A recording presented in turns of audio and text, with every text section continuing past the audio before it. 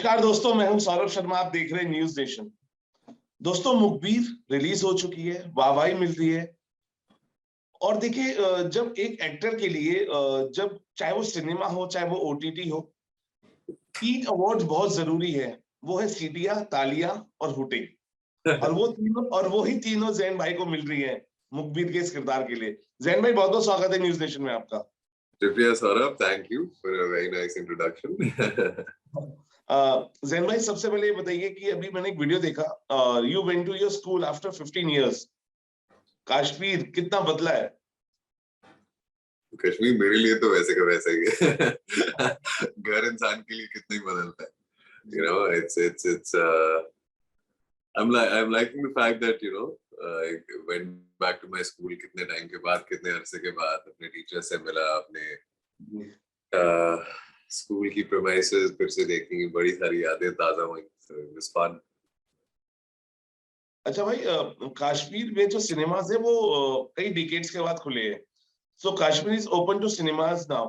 तो क्या लग रहा है आपको कि वहां का जो यूथ है ऐसे किरदारों से इंस्पायर तो हो गई, लेकिन सिनेमा वहां के यूथ के लिए भी बहुत जरूरी है, जो अब दोबारा खुल गया है सिनेमा कश्मीर में? बहुत जरूरी है। मैंने आई वाज ग्रोइंग अप, मैंने हार्डली कोई मूवी थिएटर में देखी थी। जम्मू या दिल्ली वेकेशंस पे जाते थे, फिर देखने को मिलता था कुछ ना कुछ। तो ऐसा बड़ा अरसे से वहां पर people are starved of entertainment. और जितना जितना ज्यादा ये खुलेगा उतने लोगों का माइंडसेट और लोगों को ये समझ आएगा कि ये भी एक फील्ड है, क्रिएटिव आर्ट्स भी एक ऐसी फील्ड है जहाँ पर वो जा सकते हैं और अपना काम कर सकते हैं। So it's a great way to open up Kashmir to the rest of the world, not just the rest of the country also. भाई, आपने कॉलेज टाइम में न्यूज पढ़ना बंद कर दिया था क्योंकि बहुत डिस्टर्बिंग न्यूज आती थी, लेकिन अब तो आप पढ़ते हैं क्योंकि बहुत अच्छी अच्छी खबरें आ रही हैं। गिनी चुनी चीजें पढ़ता हूँ, लेकिन as such हाँ, कॉलेज में मुझे याद है कि हम एक बार आईआईटी दिल्ली गए थे जी और पढ़ाई का टाइम होता था जी। और वहां पर एक लेक्चर अटेंड किया था। और आईआईटी दिल्ली के प्रोफेसर ने मुझसे कहा था कि if you preparing for something या फिर कोई जिंदगी में कोई बड़ा काम करने जा रहे हो तो पहली चीज है न्यूज पढ़ना बंद कर दो। जो भी न्यूज इम्पोर्टेंट है, if it's important enough it will come to you. So लेकिन अब आजकल तो मतलब it's fun reading the reviews and everything. Jain भाई, ये हिंदुस्तान के गुमनाम नायकों की वो सच्ची कहानी है मुखबिर। वो लोग जो शायद जंग के मैदान पे तो नहीं, हाँ, लेकिन जंग जैसी जगह पे जाते हैं और अपने देश को बचाते हैं। वो पर्दे के हीरो नहीं, पर्दे के पीछे रहते हैं। और वो सब वो कैसा महसूस किया, बिकॉज ये किरदार आपने निभाया है। ऐसा किरदार करना ना सिर्फ एक अच्छी अपॉर्चुनिटी है एक एक्टर के लिए, बल्कि एक बड़ी रिस्पॉन्सिबिलिटी भी है, क्योंकि आखिरकार आप एक ऐसी जिंदगी को दर्शा रहे हैं, एक ऐसी कहानी लोगों तक पहुंचाने की कोशिश कर रहे हैं जो आमतौर पर उसी न्यूज से जो हम दिन रोज पढ़ते हैं, जिसका जिक्र अभी हो रहा था, उसमें इनका जिक्र नहीं होता, क्योंकि that is the nature of their job. तो बड़ा एक you feel proud while doing this, और you feel a sense of responsibility कि यार इस चीज को अच्छे से निभाना है, ताकि आखिर में जो हमारा मोटिव है कि we are celebrating these unsung heroes, तो ना सिर्फ उस किरदार के तौर पे, उस किरदार की तरफ से, बल्कि एक इंटायर सीरीज की तरफ से उनको एक अच्छा फिटिंग ट्रिब्यूट मिले। भाई, मुखबिर से पहले भी आप शिकारा में कश्मीर किरदार में दिखाई दिए थे। सबसे बेस्ट कॉम्प्लीमेंट डैड से क्या मिलता है? बिकॉज देखिए, डॉक्टर और प्रोफेसर, और उनके कॉम्प्लीमेंट बहुत जरूरी है। पापा मेरे बड़े क्रिटिकल है, बिकॉज वो बड़े, उन्होंने काफी सारा कंटेंट देखा है, काफी मूवीज देखी हैं बाहर की, हमारी, एंड वो बड़ा उनका एक किस्म का टेस्ट है। तो जब उनसे कोई मुझे अच्छा कॉम्प्लीमेंट मिलता है तो मैं बड़ा उसको हाईली रेट करता हूँ, क्योंकि वो बड़े ही फेली क्रिटिकल, और वो काफी एक अच्छा एनालिसिस देते हैं मुझे। एक बाप के तौर पे नहीं, बड़े एक रिस्पॉन्सिबल व्यूअर के तौर पे देते हैं, और एक बाप के तौर पे तो खैर इंसान बायस हो ही जाता है, लेकिन उन्होंने हमेशा मुझे बड़ा कंस्ट्रक्टिव व्यूज दिए हैं, कंस्ट्रक्टिव बातें बताई हैं। तो वो बड़ा अच्छा फील होता है, क्योंकि ये लोग पले बड़े भी हैं उस जमाने में जब ये लोग they would be watching Gregory Peck and Dilip Kumar और राजेश खन्ना जैसे बड़े बड़े एक्टर्स। तो आप जब वैसे लोग जो वैसे कैरेक्टर्स वैसे एक्टर्स से यूज्ड टू हैं, उनको आप मुतासिर करने में कामयाब होते हैं, उन पे असरअंदाज होते हैं, तो बड़ा अच्छा महसूस होता है। और मॉम प्रोफेसर हैं, उनकी तरफ से क्या, क्योंकि उनका एक अलग नजरिया है। मम्मा तो मेरा शो देखते देखते डर गई थी, कहती ये क्या हो रहा है, ये क्या, why, what is happening, what are you doing sir, ऐसी कैसे। उस हिसाब से भी उन्होंने बहुत लाइक किया कि उन्होंने कहा कितना रियल लग रहा था मुझे कि मैं वाकई में डर रही थी आपके लिए, तो that was very exciting. Sir देखिए, बहुत अच्छा कंटेंट हमें अब ओटीटी पे दिखाई दे रहा है, और उन उन सभी कलाकारों को मौका मिल रहा है जो शायद फिल्मों में लीड या सेकंड लीड में ही नहीं मिलता था, लेकिन वो लोग अब निखर के आ रहे हैं अपने टैलेंट को। और ओटीटी एक ऐसा प्लेटफॉर्म बन गया, मुझे लगता है कि आपको लगता है कि ओटीटी ने स्ट्रगल कम कर दिया है स्टार्स का, क्योंकि उनके पास अब मौका खुल गया है। हाँ, अगर आप वाकई में एक आर्टिस्ट हैं जो अपना काम दुनिया को दिखाना चाहते हैं, तो पहली बात तो मुझे लगता है ये स्ट्रगल वर्ड निकाल देते हैं जी अपनी डिक्शनरी से कि स्ट्रगल नहीं है, फिर आप वेट कर रहे हैं, आपको पता है आपको मौका मिलेगा तो आप उसको दबोच लेंगे। जी स्ट्रगल यही है कि वो पेशेंस जरा उसमें रखनी पड़ती है, वो सब करना पड़ता है, जो एक तरीके से ओटीटी से काफी उस एनवायरनमेट को तब्दीली मिली है।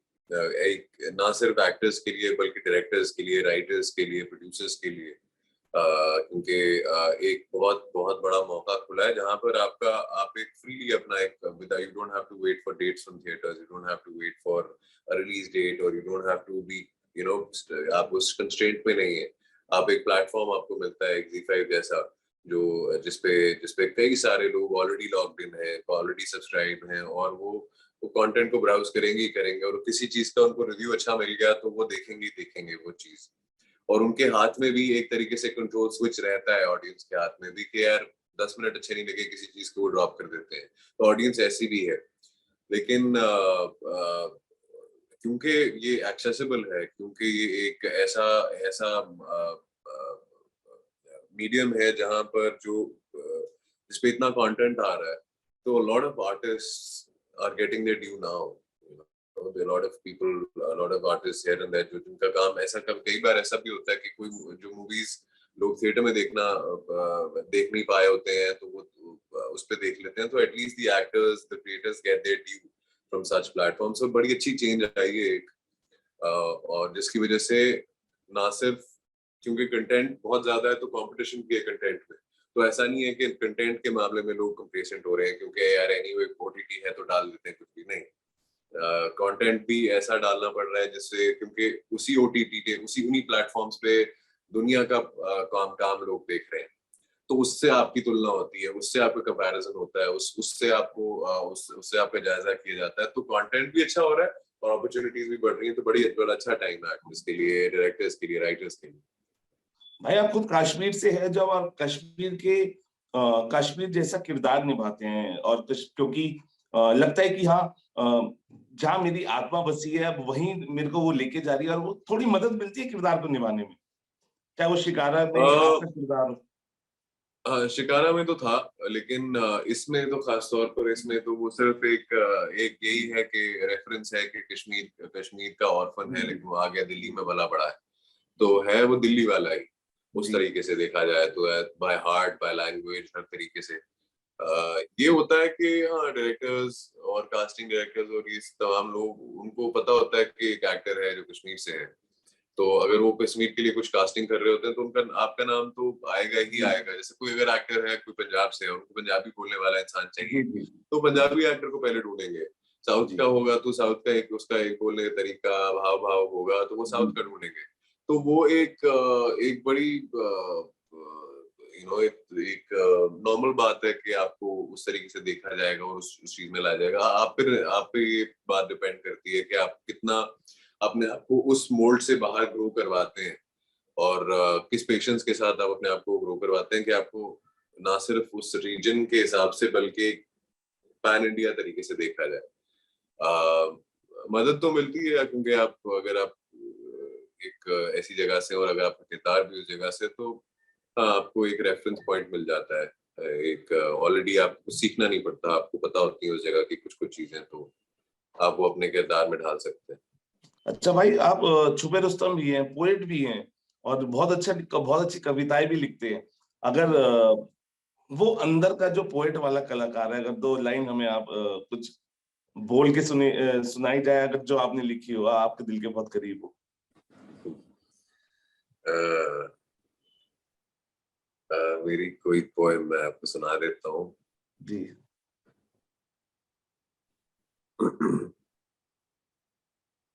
ऐसा मुझे अपनी ज्यादा पोएम्स याद नहीं रहती, लेकिन मैं खुद फिर वो लिख के फिर मुझे पढ़ना पड़ता है। जी। अभी हाल ही में मैंने एक पोएम अपनी इंस्टाग्राम पे भी डाली थी, वो जी। तेरे रुख से बरसती बारिशों के तले मेरी जिंदगी तमाम लिखना, मुझे तेरे लिए खास फिर चाहे जमाने के लिए आम लिखना। मुझे वहां लिखना जहां तेरे ख्वाब तेरी आंखों से मिलते हैं, मुझे अपनी कशिश में भीगा अपनी खामोशियों का रखवाला लिखना। बालों की तेरी उलझनों में लिपटा सा कोई शेर लिखना, उसमें अपना नाम भी लिखना फिर चाहे बेवजह लिखना। कभी छूट जाए कोई आरज़ूगर किसी शाम के आखिरी फेरे में, अगली सुबह की जो सूरत ना हो, अगली सुबह की जो तू सूरत ना हो, मुझे उसके वादे से आजाद लिखना। ये तेरी नज़म है वरना कहाँ स्याही मानती मेरा कहना, कहती जिस नज़म का तू मौजू ना हो, उसका क्या आगाज क्या अंजाम लिखना। तेरे रुख से बरसती बारिशों के तले मेरी जिंदगी तमाम लिखना। सर देखिए, डैड आईएएस ऑफिसर चाहते थे, लेकिन ये अल्फाज उससे कम भी नहीं है। और आईएएस ऑफिसर्स भी नहीं कर पा रहे हो, मेरे भाई लिख रहे हैं, और इतने सुंदर अल्फाज आपने लिखे हैं सर। एंड बहुत बढ़िया सर, मजा आ गया सर। और असिस्टेंट डायरेक्शन में भी आपने हाथ आजमाया 2017 में शब मूवी में। तो कोई सर विचार है डायरेक्शन का? डायरेक्शन देखें, लिख अच्छा लेते हैं। डायरेक्शन एक बहुत ऑल कंज्यूमिंग प्रोसेस है। जी। एक्टिंग भी है, लेकिन डायरेक्शन पे क्या होता है कि एक एक्टर आप ज्यादा से ज्यादा एक 5 महीने देते हैं किसी एक चीज को, और उसके बाद आप उस कैरेक्टर में मुलविस होते हैं, उस कैरेक्टर को अपनी अपनी जान डालते हैं उसमें, और फिर उसको आप सामने लेके आते हैं। डायरेक्शन एक ऐसा ऐसा शोबा है जहां पर आपको हर कैरेक्टर, पूरी स्टोरी लाइन, किस नजरिए से आप उस सीरीज को देख रहे हैं, टाइम लाइन्स, हजारों चीजों का ख्याल रखना पड़ता है। तो वो एक 6 महीने का काम नहीं होता मेरे सामने, जी। वो उसमें सालों लग जाते हैं, जी। जिसकी सराहना हमको करनी चाहिए। Directors have a more difficult job usually than actors do. Sometimes maybe it's equal but mostly so हमें उनको, जब हम उनको क्रिटिसाइज भी करते हैं, उनके काम को सराहते हैं या देखते भी हैं, तो हमको उस नजरिए से देखना चाहिए कि it's a far more inclusive process. So बड़ा टाइम कंज्यूमिंग है, बहुत एनर्जी कंज्यूमिंग है। अभी इसके बारे में सोचा नहीं है, maybe some time in the future. भाई बहुत सारी स्पाई थ्रिलर हमने मूवीज देखी हैं, वेब सीरीज देखी हैं, जिसमें एक अक्षय कुमार की बेबी थी, तापसी की शबाना थी, आलिया की। तो इस स्पाई थ्रिलर मूवी से एक ऐसी चीज you have taken back with the character of yours. Share will power, जो जो कामरान का है, शेयर, जी। जिसको कहते हैं ना कि एक दिलेरी है उसमें, कि ज्यादा आउटकम के बारे में सोचना नहीं, जो अभी काम कर रहे हैं जी। उसको दिलेरी से करना, उस काम में अपनी जान डालना, फिर आउटकम देखा जाएगा। वो वाली दिलेरी मैंने सबसे ज्यादा इससे वो इन्फ्लुएंस हुआ, क्योंकि वो मैंने महसूस भी की, क्योंकि लकीली मैं वो कैरेक्टर प्ले कर रहा था कि फिर चाहे जो भी हो जाए, जो भी आ जाए, आप अपना काम अंजाम दें, आप अपने काम को करें। और जी। रिस्पेक्ट मुझे बहुत ज्यादा और भी ज्यादा आई है ऐसे ऐसे लोगों के लिए जो चुपचाप खामोशी में अपने मुल्क के लिए या किसी भी चीज के लिए अपना काम अंजाम देते हैं, पर बगैर किसी सराहना के, बगैर किसी चाहत के कि उनके काम को रिकग्नाइज किया जाए, बस वो काम अंजाम देते हैं अपना, और कितनी जिंदगी पे असर पड़ता है उनके काम की वजह से। उस चीज के लिए मुझे और भी ज्यादा इज्जत आई है मेरे दिल में उसकी। भाई you have worked with such a nice actors in this Prakash Raj हैं, आदिल सर हैं, सो कैसा कॉम्बिनेशन रहा? बिकॉज ये कॉम्बो बहुत बड़ा था और कॉम्बो बहुत अमेजिंग था और कॉम्बो बहुत पसंद किया गया आप सभी का। अच्छा एक्सपीरियंस था। जी जैसे पहले भी कहता आया हूँ, ऐसे एक्टर्स से काम करना आपके लिए ही फायदेमंद रहता है, क्योंकि आप एक एक एक्टर अपने सीन में उतना ही अच्छा है जितना उसका को एक्टर है। जितना आपका सेट आपके लिए इंटेलेक्चुअली स्टिमुलेटिंग है, उतना आपके लिए अच्छा है। बजाय कि आप ऐसी सिचुएशन से डरें या फिर एंक्शस हो जाएं या फिर नर्वस हो जाएं कि इतने बड़े एक्टर्स के साथ काम कर रहे हैं। वो बड़े हैं, वो बड़े इस वजह से हैं क्योंकि वो अपने काम पे ध्यान देते हैं, तो आपको भी वो देना है।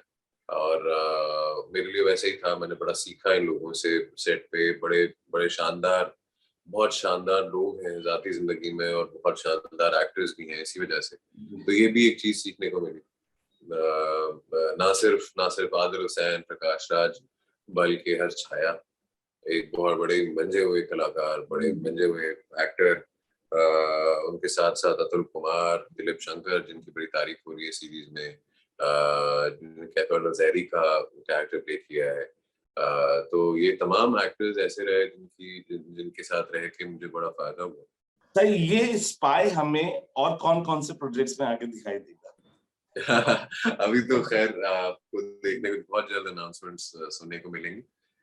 फिलहाल यही है कि मुझे कई सारे लोग मैसेज करके, इनफैक्ट जी को, हमको सबको मैसेज करके बोल रहे हैं कि सीजन 2 कब आएगा। तो वो भी एक बड़ी एक एक्साइटिंग चीज है हमारे लिए।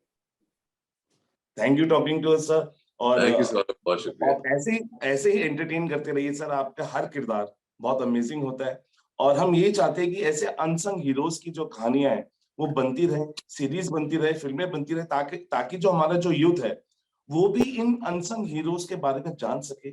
आखिर कैसे ये हमारे देश के लिए काम करते हैं और बहुत बड़ी इनकी जो कुर्बानियां हैं हमारे देश के लिए, वो आज का यूथ जान सके। Thank you talking to us sir. और बहुत जल्दी इंतजार रहेगा आपके अगले प्रोजेक्ट का।